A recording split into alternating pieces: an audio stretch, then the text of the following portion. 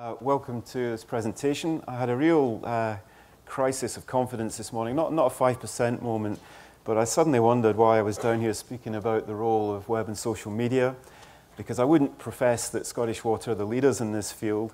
In fact, I looked through the delegate list and I thought, oh my God, I'm going to be speaking to people who know far more about this and maybe far more advanced than I am.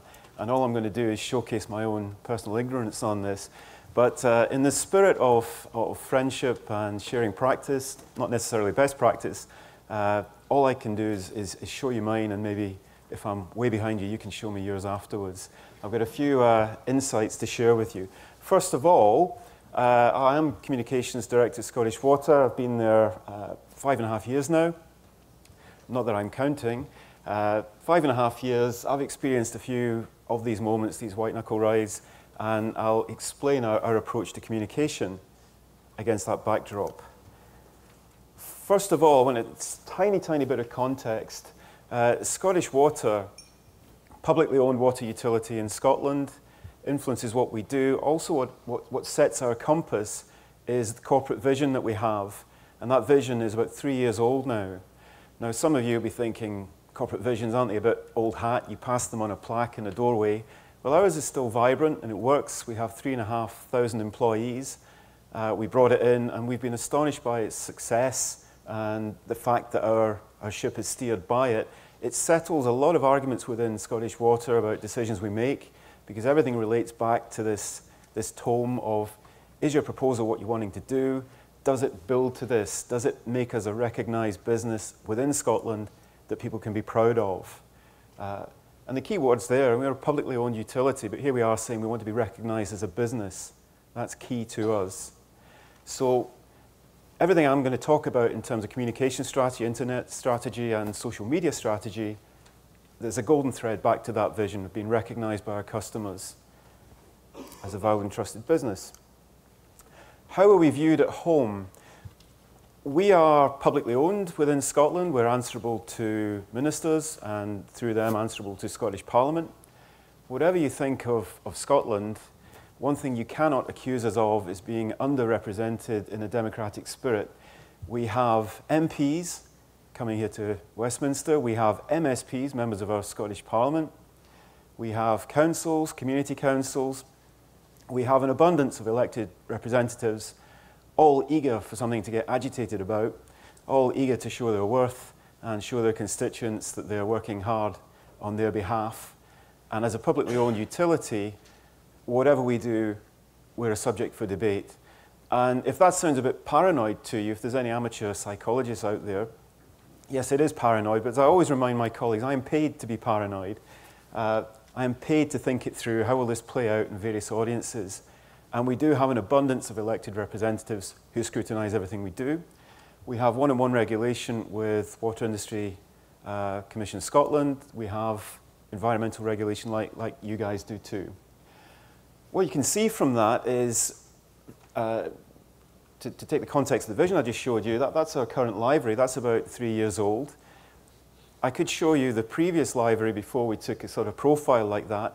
For those of you that are fans of Star Trek, it was kind of like the Romulan cloaking device. We had vans going around with invisible branding because the water industry has an eye on subterranean profile in most of the UK, and we were no different. We had lots of people who were comfortable with a low profile, and part of that vision and making it come alive is to deliberately make ourselves recognisable, make ourselves visible in the street, and promote our people to be accountable for what they do.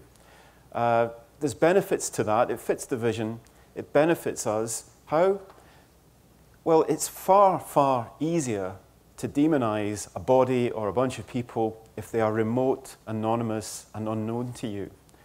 I was thinking about this. Think of the HMRC, the tax people. It always amazes me. None of you could put a face to that organization. It always amazes me they don't go public and say, look, we're here to serve the country. We're here to make it fair for everyone, to keep the wheels going. We're here to bring that in. There's a good point to it. But instead of which, they are grey, anonymous, remote, and easy to demonize.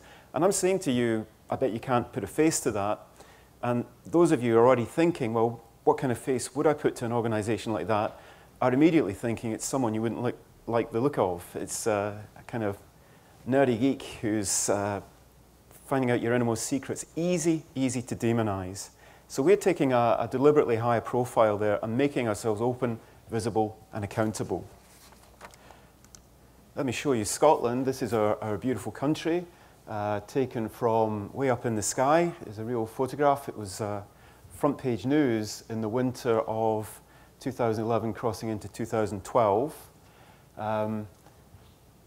You don't have to be particularly meteorologically minded to see that it's all white. And what's happening there is the whole country has been plunged into about minus 20 degrees centigrade. And what happened in that case was our call center, we have a call center manned in Edinburgh, was taking calls from everyone at the same time saying, hey, I've got no water, what could be going on?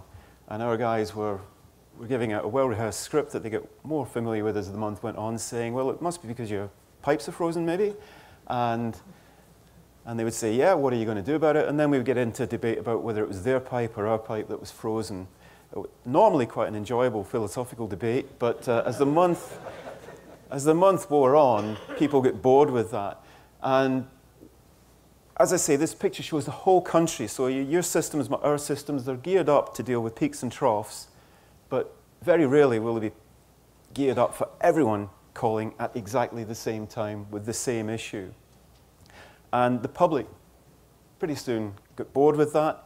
We were giving out excuses about the people going out with supply. There was an interesting fact. There was a kind of Z line throughout the country where if your pipe was less than 2 feet deep, it was likely to freeze. There was an actual trough right through the country we recognized over a while. But the criticism we got was for not dealing with customer complaints. We couldn't be criticized for the temperature drop. What we could be criticized, and people were hungry to criticize us for something, it was about the way we dealt with those calls.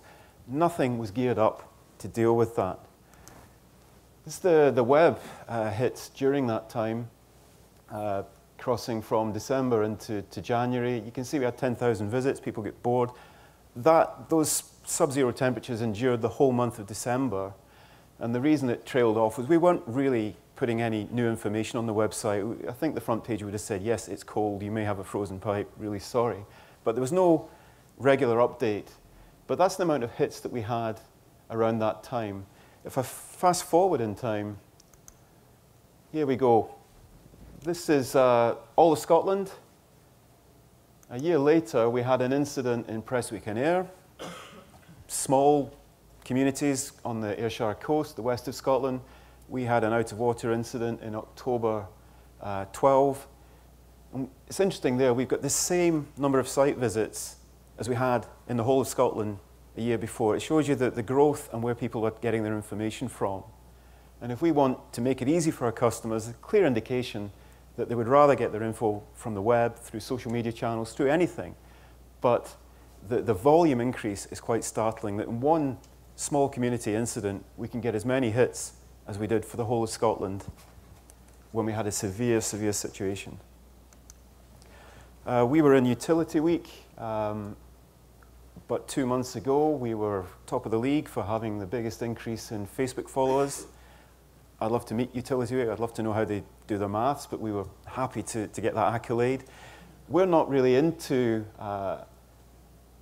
chasing kudos, chasing fans, chasing any kind of customer recognition. We're simply looking at these channels thinking, is this what our customers are using? If we want to be open and accountable and to make it easy for them to access information, we've got to use these channels. So this is our Facebook page. We film a lot of, we take a lot of in-house film, we mount it up there. It looks amateurish, it looks hand-knitted, it looks homemade. So much the better, say I, because it makes us look human. If it's too polished and too Hollywood, why would you trust these people? But if there's genuine people speaking honestly about the service they're trying to provide, you'll listen, you'll buy from them. So this is our Facebook page. Typically, we update that. It's our staff that use it mainly. There's stuff in there about our volunteering activities. There are customer updates. If people access us through that page, we try and take them offline. We try and get in a conversation, not on the public pages, about their particular issue. but we have this startling increase in people accessing info about the service through Facebook. Here's our Twitter page.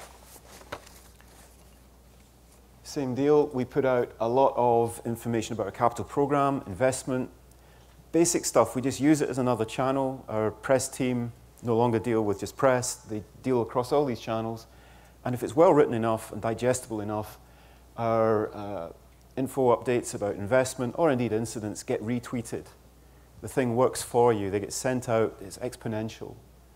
So if I wind all the way back to the big freeze, which was only 2 years ago, our systems are now geared up, our call center, our customer contact center, all geared up to push out information through these channels, all geared up to give the kind of information our customers want rather than the information we have.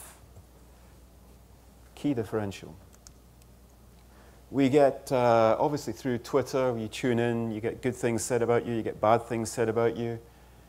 Obviously, on a platform like today, I'm going to share good news with you rather than bad. But these are the kind of things that people will say.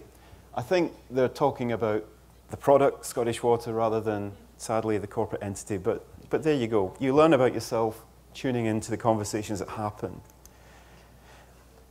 This is a consultation that we launched.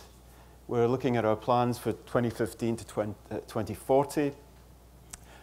Like any utilities, we want customer feedback on our investment plans, our prioritization within that. And 6 months ago, I was approached by our asset planner guys who, funnily enough, are not dissimilar from the tax people I was talking about earlier. And they said, we need to consult with our public about our plans. And I said, yeah, how do we do that? And they said, it's dead easy, Chris. What you do is we've got a 300-page tome of hardback kind of strategic argument, and we ask people to read the 300 pages, and then they can, write back to us formally through their lawyer, solicitor, and give us their thoughts around that. And I said, right, so we're not really interested in what people are saying then. No, we're desperately interested, but that's how people like their information. They like it in a 300-page tome, and they like to reply formally. And yours truly said, well, can't we break it down? Can't we make it a bit easier? Surely there's kind of key decision points. Should we turn left or right here that we can just crunch this down? And they say, no, you're dumbing down the whole process, Chris. And my take is, you have to do a bit of that. If you want to be able to say you have engaged with your audience, that you have tried to make it open to them, to give you their feedback, you have to do at least a bit of that. So we had a website, web pages rather, set up. We filmed various business leaders putting forward their argument, the issues, the dilemmas, color-coded at the bottom, tried to crunch it into 4 key decisions, and we launched that. And in every public speaking engagement we've been on for about the last 6 months, any query we get, shouldn't you guys be doing more of this and less of that? We say, interesting, you should mention that. Please visit our web and give us your views through our strategic protections. I'm bending over backwards not to use the word consultation because we've learned to our cost consultation is a loaded word, but we put that up with videos of people doing it. To date, we have had about 350 responses to this website. And yeah, you're all thinking, blimey, that doesn't sound an awful lot of return for that amount of work and effort and investment. But I can tell you that by my maths, it's roughly about 300 times more than we got from the 300-page tome of read this and give us back your views. But what's more important is that we are seen. We'll finesse this. It's our first goal at this kind of consultation online. We will finesse it, but at least we can say we tried. We have, within Scottish Water, with that stakeholder landscape that I described earlier, we have a lot of emphasis on stakeholder management. Reporting to me, I have community affairs people, and they deal with councillors, they deal with communities that have an issue with us. There's a complaints department that deal with individuals, but we have guys that are geographically representative around Scotland. And I noticed that when we do have issues, like we changed the water supply in the Highlands, that protest groups will use social media. And we were actually quite slow on our feet here. And actually, with our resource and our superior thought processes, we should be on the front foot here rather than responding to that. And I also relate to, we want to be human, we want to be accountable, we don't want to be grey and anonymous. So Bill's one of our community affairs managers, and we put it to him that he have his own Twitter account, and he put out his information via that. And if Bill was to walk in right now, you would absolutely get he's a people person, you would absolutely get he'd be good at that level of local politics, but he'd be the least likely social media creature you could imagine. So we're testing it with him. He's already got about 300 followers. Anne-Marie Dewar is another community affairs, different manager, different geography. She's much more considered. She doesn't tweet all the time. She's got far less followers.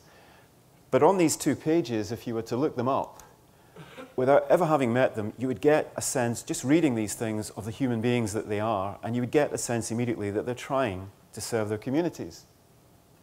And you'd get their personality. And again, it'd be far, far harder for you to demonize these people and say, Scottish Water doesn't care about us here in Buckie or wherever we are. So success, it's a pilot so far, but we're bending over backwards to be seen to be accountable and communicate through the channels our customers want. And there's a typical tweet from her, and who knows, she might even get a response to it. And there's one of Bill's, he's putting out in his own language, you've got bad news, utilities, we've all got bad news. How do you do that? You try and warn people they're far more likely to work with you than if you can warn them in advance. Far more likely to work with you than if you catch them on the hop. And this is a retweet of something Bill's put out. Back to the 5% white knuckle stuff. Every utility is going to have incidents, and like I said about the big freeze with us, what generates even worse coverage is if you're seen not to be in control of it. And in my 5% moments, I've learned in my 5 years Scottish Water, someone comes to me and says, we've got a major incident, half the city's going to be out of water, and I'm roused from my slumber. I'll say, yeah, do we know what it is? And they'll say, yeah, and we've got a plan, and we can fix it. That's an easier sell to the media, to the public. That's a far easier sell than when they come in and say, we're out of water, we don't know what it is, and we don't even know where to start looking. That's a hard sell to the media that you're in control of something but you don't know what it is. So what we try and do is stay in advance, push out constantly that an incident's happened, give out real information about what it is, what the plan is, and when customers will be kept informed of the next steps. Now if you do that, if you give out real information, what we found is social media, again, will work for you. Your customers will retweet, will send the information that you've given them. It will get out there. You're not entirely alone. And here we've got examples of people conversing about where bottled water was located. And we'd given out that information, and it's recycled, resent out. And there's nothing critical about us in that incident. People were just keen to know where they could access bottled water. And there they are.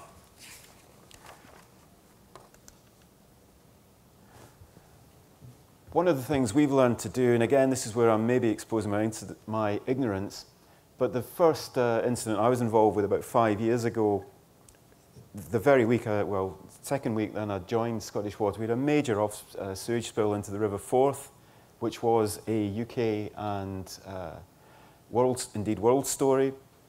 I brand new in the door, and I remember we were getting inundated with calls, and I said, can't we have an emergency website? And being told, yeah, Chris, great idea, let's get an emergency website for this incident and dedicate some pages to it. How big do you want the headline on the front page, and what font do you want it in, what color? And we were inventing it all absolutely from scratch. That was 5 years ago. And the name of the game, obviously, is to have a template, have all that worked out in advance, have people knowing what kind of information will get dropped in the template.